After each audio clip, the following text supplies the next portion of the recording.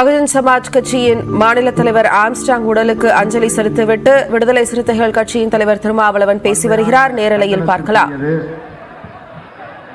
கோழைத்தனமான படுகொலை. ஒரு அரசியல் கட்சி தலைவர்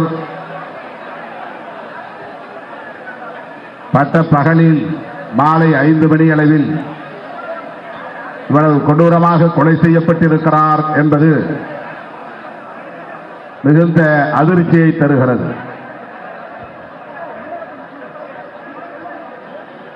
இத்தகைய கோழைத்தனமான படுகொலையை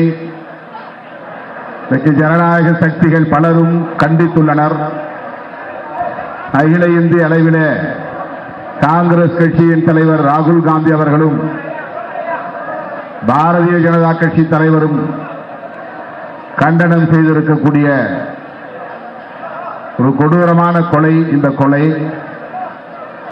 பகுஜன் சமாஜ் கட்சியின் தேசிய தலைவர் செல்வி மாயாவதி அம்மையார் அவர்கள் வருகை தந்து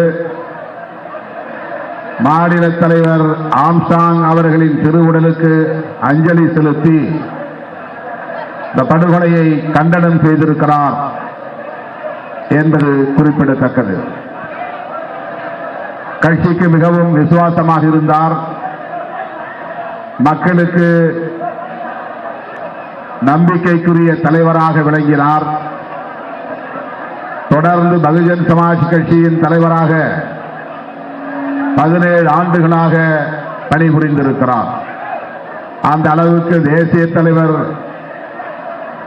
மாயாவதி அவர்களின் நம்பிக்கைக்கு பாத்திரமாக விளங்கியிருக்கிறார் என்பதை நாம் உணர முடியும். நீண்ட காலமாக எனக்கு நெருக்கமாக இருந்து உற்ற துணையாக இருந்து ஊக்கப்படுத்தியவர். அண்மையிலே கூட என்னுடைய 60வது பிறந்த நாளை ஒட்டி அலுவலகத்திற்கு வந்து விழா எடுத்து என்னை வாழ்த்தியதோடு மட்டுமில்லாமல்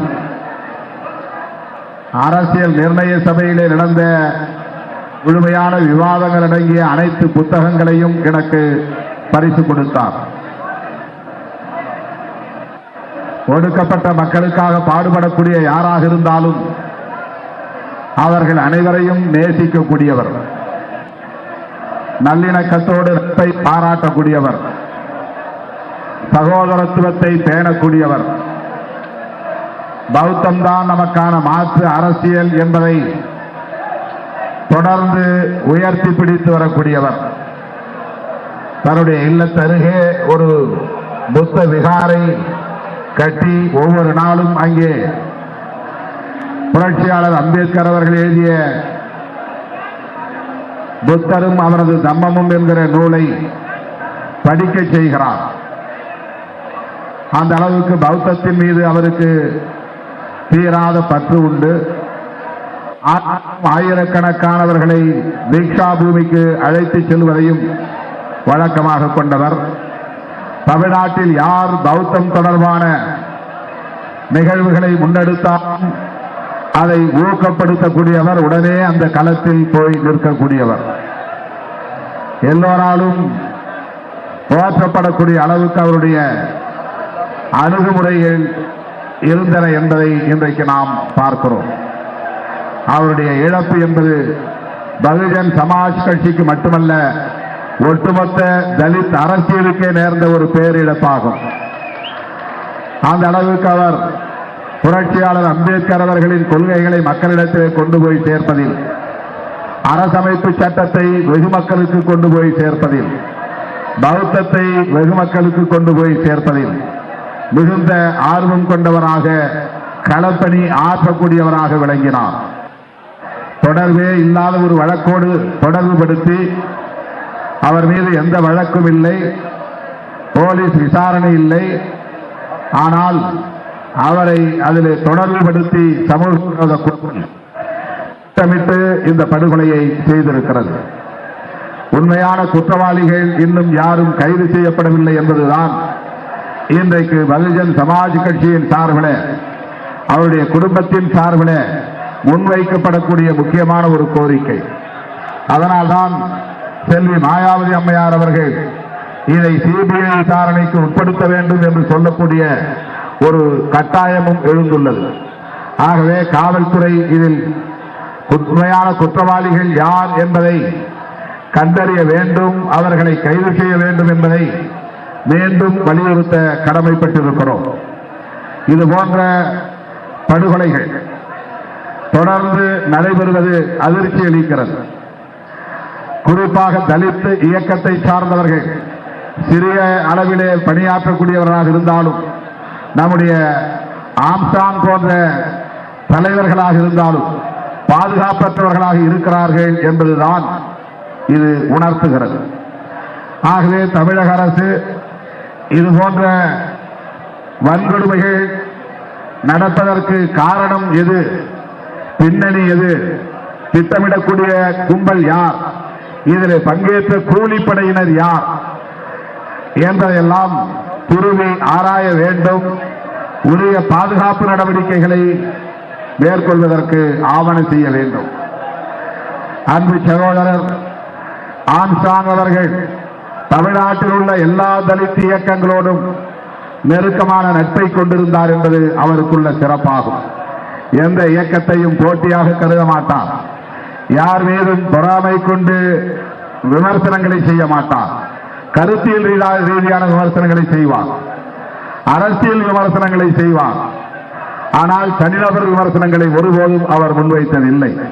அதுதான் அவருடைய பண்பாட்டுக்கு, அவருடைய மாண்புக்கு சிறந்த சான்று.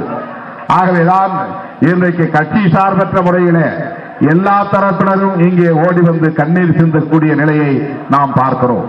எனவே அவருடைய இழப்பு என்பது ஈடு செய்ய முடியாதது. அவருடைய இடத்தில் இருந்து அந்த பணிகளை முன்னெடுப்பதற்கு தகுதி படைத்தவர்கள் யார் என்ற கேள்வி நம் முன்னால் எழுகிறது.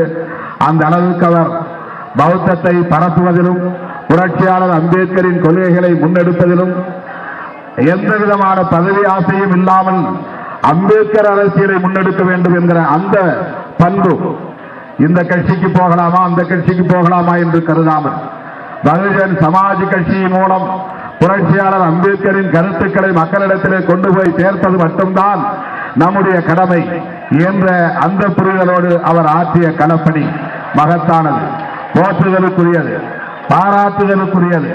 அதற்காக அவருக்கு நாம் நன்றி கடன் பட்டிருக்கிறோம்.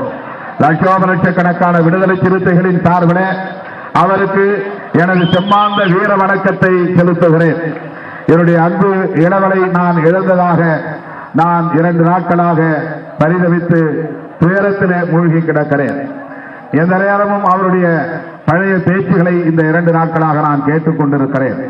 அவருடைய நிகழ்ச்சிகளை எல்லாம் யூடியூப் வலைத்தளங்களின் மூலமாக நான் பார்த்துக் கொண்டிருக்கிறேன்.